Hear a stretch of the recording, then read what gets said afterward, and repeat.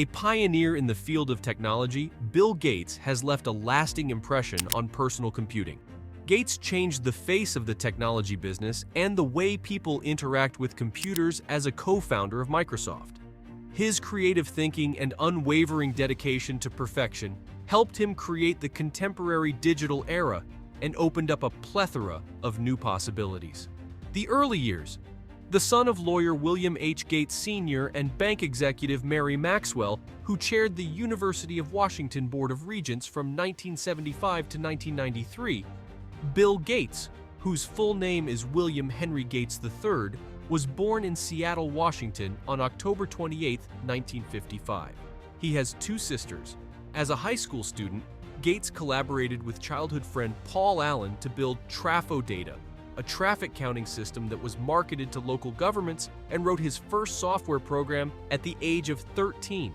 While Gates and Allen were eager to launch their own business right away, Gates's parents preferred that he complete high school and attend college in the hopes of one day becoming a lawyer.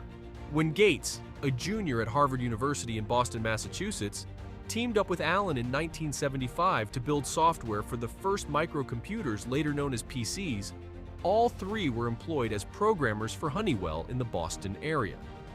They began by making modifications to BASIC, a widely used programming language for powerful personal computers. To begin with, Microsoft. Due to the project's success, Gates and Allen traveled to Albuquerque, New Mexico during their final year of college with the intention of developing software for the then emerging personal computer industry. Allen founded Microsoft in 1975 by fusing the words micro from microcomputers and soft from software. Later on, the hyphen was removed. They relocated the business to Bellevue, Washington, which is east of Seattle, in 1979. Microsoft rose to prominence with its successful commercial transactions and computer operating systems. They finally became extremely wealthy because they had the foresight to hold on to the right to license the operating system to other businesses. That was a huge success. Achieving results. By 1983, when Allen departed the firm due to health issues, Microsoft had operations in both Japan and Great Britain, and its software was installed on 30% of all computers worldwide. Gates had formed an alliance with Apple a few years prior to collaborating on several joint projects. He started a campaign of false advertising, saying that Microsoft was working on an operating system with a graphical user interface like that of Apple devices. It would be called Windows, and it would work with all MS-DOS system applications.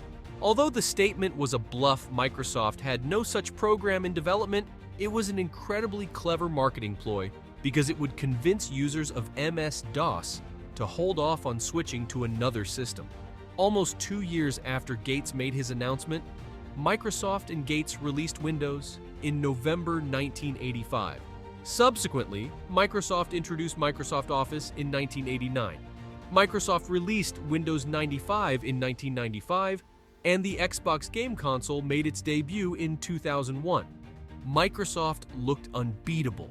Steve Ballmer, an experienced Microsoft executive and friend of Gates from Harvard, succeeded him as CEO of the company in 2000. In his new position, Gates became the principal software architect.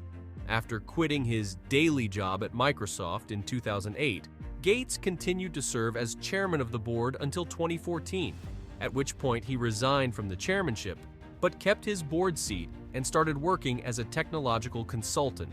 History. Do you know? Most people laughed when Bill Gates and Paul Allen declared that they wanted computers in every home and on every desktop.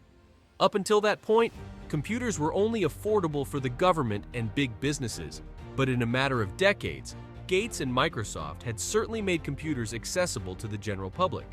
That was a real revolution for all computer users. This gives us the best lesson of keep going with your best ideas even when faced with skepticism or rejection, as the seeds of greatness often sprout from the soil of determination. Philanthropy. With his amazing success, he never forgot to support people with needs. In order to enhance the lives of people worldwide, particularly in the fields of global health and education, Bill and Melinda Gates and his wife launched the foundation. This is a very good inspiration for all of us. For more insights into how a simple idea can build empires, stay tuned for our next video where we decode another business titan's success secrets.